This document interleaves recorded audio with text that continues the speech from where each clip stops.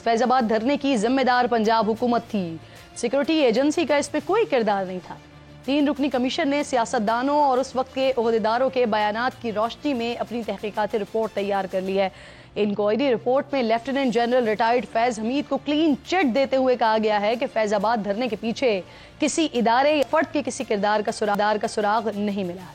फैज हमीद ने वजीर आजम की सरबराही में हुए इजलास की हिदायत पर ही अमल किया गया।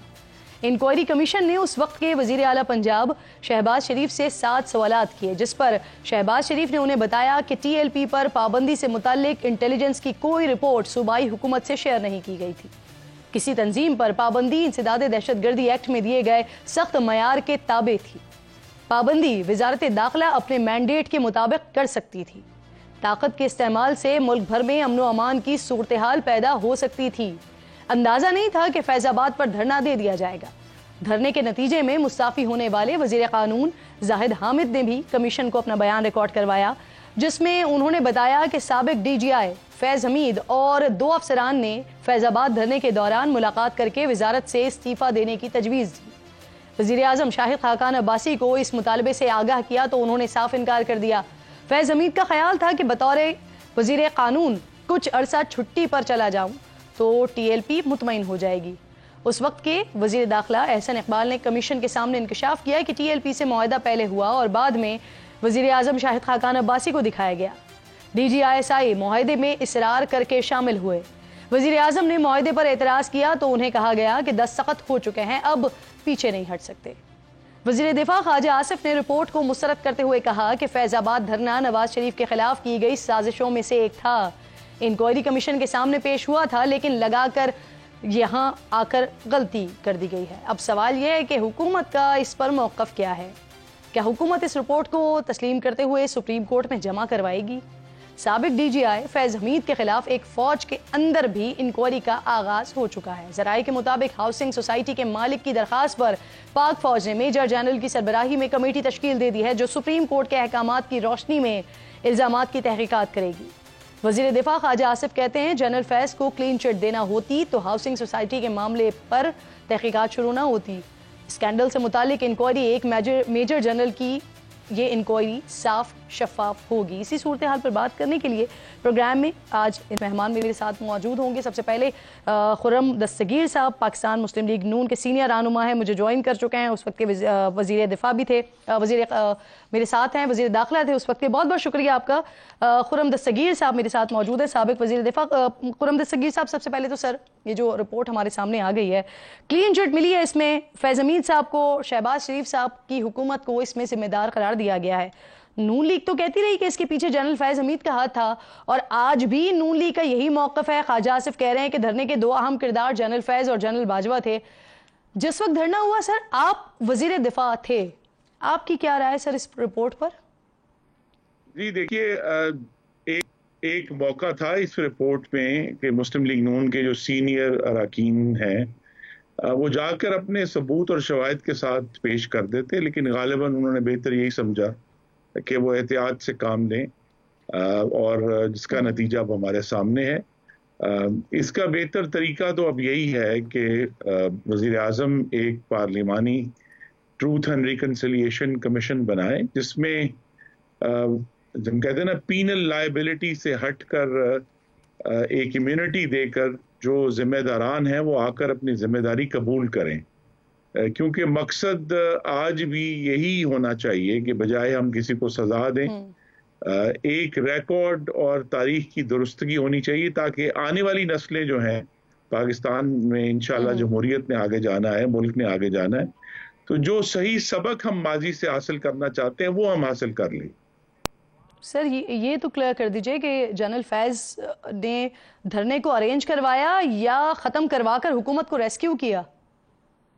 जी देखिए, मैं भी इस मामले पर कियास आराई जो है वो नहीं करूँगा। ये ज़रूर है कि उस वक्त की जो हुकूमत थी, शाहिद खाकान अब्बासी साहब के दौरे हुकूमत में, ये ज़रूर हमें एहसास था कि बहरहाल हमें कमज़ोर करने की कोशिश हो रही है और एक मुहासरा जारी है, जिसका आगाज नवाज शरीफ की डिस्क्वालिफिकेशन से हुआ था। तो लिहाजा वो एक सेंस है, लेकिन जो सबूत और शवाहिद जिनके पास मौजूद हैं جب بھی انہیں اللہ تعالیٰ موقع دے تو وہ ثبوت اور شواہد کے ساتھ بات کریں گے تو ہم پھر کسی حتمی نتیجے پر پہنچ سکتے ہیں. خرم صاحب، آپ اس وقت وزیر دفاع تھے سر، آپ کو کمیشن نے بلایا، اور سر اگر نہیں بلایا، اگر بلایا جاتا تو آپ کا کیا موقف ہوتا اس پر؟ جی میں تو بڑی وضاحت سے جو حقیقت ہے وہ کمیشن کے سامنے رکھنی تھی کہ وزارت دفاع جو ہے یہ جو فیصلہ تھا پورے دھرنے کو ٹیکل کرنے کا، اس میں کسی وقت بھی وزارت دفاع شامل نہیں تھی. ٹھیک، صحیح. دستگیر صاحب ذرا تھوڑا سا آگے بڑھتے ہیں. 2 دن بعد اب ضمنی الیکشنز ہونے جا رہے ہیں، جس میں زیادہ تر نشستیں وہ ہیں جو پاکستان مسلم لیگ نون کی طرف سے خالی کی ہوئی ہیں. تو کیا سمجھتے ہیں سر، یہ تمام نشستیں واپس جیتنے کی پوزیشن میں اس وقت پاکستان مسلم لیگ نون ہے؟ اس وقت کے نواز شریف صاحب جو کہ حکومت سے خود کو علیحدہ انہوں نے رکھا ہوا ہے، دیگر جو سینئر رہنما ہیں وہ بھی حکومت پر تنقید کر رہے ہیں، تو ایسی سچویشن میں آپ سمجھتے ہیں کہ جو ویکنٹ سیٹیں ہیں جو پاکستان مسلم لیگ نون کی چھوڑی ہوئی ہیں وہ دوبارہ آپ لوگ حاصل کر لیں گے؟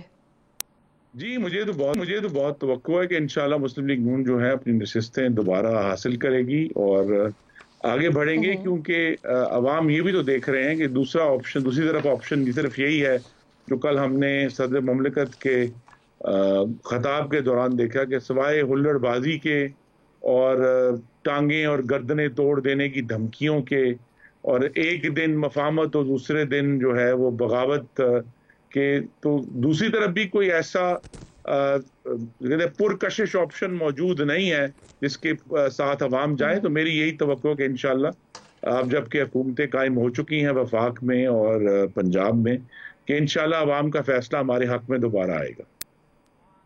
صحیح. اچھا خرم صاحب، ایک طرف آپ یہ سمجھتے ہیں کہ عوام کا جو فیصلہ ہوگا وہ آپ کے حق میں آئے گا، دوسری طرف آپ کے ہی پارٹی کے بڑے رہنما جو ہیں، رانا ثناء اللہ ہو گئے، سعد رفیق صاحب ہو گئے، جاوید لطیف صاحب ہو گئے، پارٹی ان کو کہہ رہی ہے، پارٹی ان کو آفر کر رہی ہے، لیکن اس کے باوجود بھی یہ کانٹیسٹ کرنے کے لیے تیار نہیں ہے، الیکشن میں حصہ نہ لینے کا یہ فیصلہ کر رہے ہیں.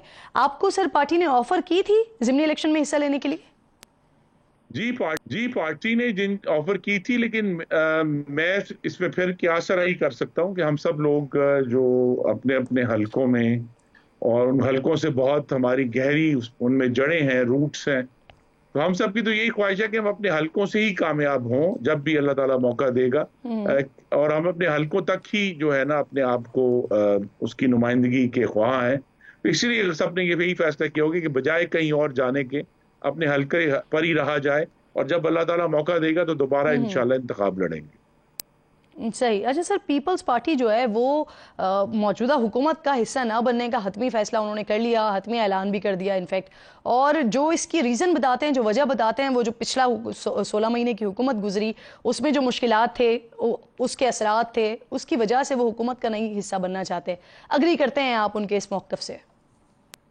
جی میں ایگری کرتا ہوں، اس لیے کہ پاکستان کی جو وفاقی حکومت ہے جس کے ذمے تمام محصولات کو جو ہے وہ حاصل کرنا ہے، ٹیکس لگانا ہے، مہنگائی کنٹرول کرنا ہے، فورن پالیسی کو دیکھنا ہے، ڈیفنس پالیسی کو دیکھنا ہے، تو یہ اب وفاقی حکومت وقت کے ساتھ ساتھ ایک کانٹوں کا تاج بنتی جا رہی ہے، جس کے مقابلے میں صوبائی حکومتیں مینج کرنا، جہاں آپ کو وفاق سے جو ہے وہ ریڈی میڈ محصولات حاصل ہو جانے ہیں، اور صوبائی حکومتوں نے صرف جو ہے وہ اپنا جو ان کو جو وسائل ہیں ان کو خرچ کرنا ہے لا اینڈ آرڈر کے اوپر، تعلیم کے اوپر، صحت کے اوپر. تو اس وقت تو سیاسی طور پہ جو صوبائی حکومتیں ہیں وہ زیادہ پرکشش آپشن ہے وفاقی حکومت سے.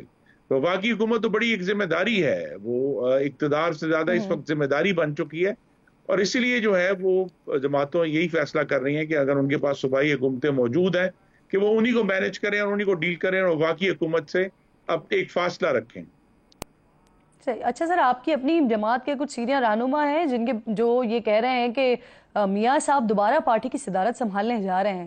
سر اگر ایسا ہو رہا ہے تو یہ کب تک ممکن ہے، کب تک متوقع ہے، اور کیا پارٹی کے اندر مزید بھی تبدیلیاں لائی جائیں گی، اور سب سے امپورٹنٹ یہ کہ ضرورت کیا پیش آ گئی اس کی؟ جی عرفان صدیقی صاحب نے یہ بات کی ہے، اور ابھی تک پارٹی میں باقاعدہ طور پہ چونکہ پارٹی کی سینٹرل ورکنگ کمیٹی کی حالیہ ہفتوں میں کوئی میٹنگ نہیں ہوئی، تو پارٹی میں باقاعدہ طور پہ اس کا کوئی ابھی اندیا نہیں دیا گیا. لیکن تمام جو کارکن ہیں مسلم لیگ نون کے وہ اس سے خوش آئند سمجھتے ہیں کہ محمد نواز شریف جو ہمارے قائد ہیں وہ پارٹی کی صدارت سنبھالیں، اور پھر صدارت سنبھالنے کے بعد پارٹی کو جو اگلا عام انتخابات ہونے، چاہے وہ 5 سال کے بعد ہونے، اس کے لیے آج سے تیاری شروع کریں، اور اس کے لیے چاروں صوبوں میں، گلگت بلتستان میں، آزاد جموں کشمیر میں پارٹی کو ری آرگنائز کریں، تاکہ پارٹی جو ہے وہ اب تو الیکشن ایک ہو چکا ہے، اس کے نتائج ہمارے سامنے ہیں، لیکن اگلے الیکشن کے لیے ابھی سے اس کی تیاری اور اس کے لیے چاروں صوبوں میں متحرک ہونا وہ ضروری ہے، اور یہ کام محمد نواز شریف سے بہتر اور کوئی کر نہیں سکتا۔ اچھا، اب سر آپ نے عرفان صدیقی صاحب کا تذکرہ خود چھیڑ دیا، نواز شریف صاحب کے بڑے قریبی ساتھی ہیں، پاکستان مسلم لیگ نون کے بیانیہ بنانے میں عرفان صاحب کا بڑا اہم کردار ہوتا ہے۔ وہ کہہ رہے ہیں کہ میاں صاحب چوتھی بار وزیر اعظم بننے کے لیے تیار نہیں تھے۔